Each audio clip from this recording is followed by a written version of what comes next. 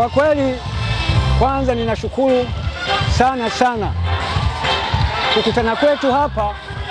Lengo letu ni moja tu. Lengo letu ni kwa ajili ya uchaguzi ambao tunatarajia hivi karibuni tunakamilisha zoezi la uchaguzi, kuchagua viongozi wetu ambao watatuongoza katika amani. Kweli ndugu zangu, napenda niwasihi Watanzania wote kwa nchi ya Tanzania, lengo kubwa ni kuwa na amani. Amani yetu inapatikana kwa kuchagua viongozi watakaosimamia imani. Pasipo amani, hata kwenda kuabudu tutashindwa, kwenda kumuomba Mungu tutashindwa.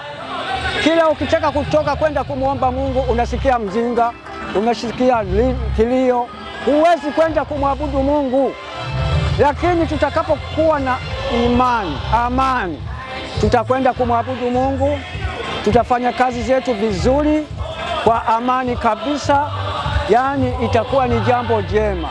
Niwatake tena Watanzania, napenda kuambia Watanzania tujitokeze kwa wingi, tuchague viongozi wetu wazuri hawa, wabunge, wakuu wa mikoa, wakuu wa majimbo. Hawa ndio watakaoleta amani. Hayupo mwingine atakayeleta amani, bali ni hawa. CCM idumu, imeleta amani miaka mingi. Oktoba tunatiki.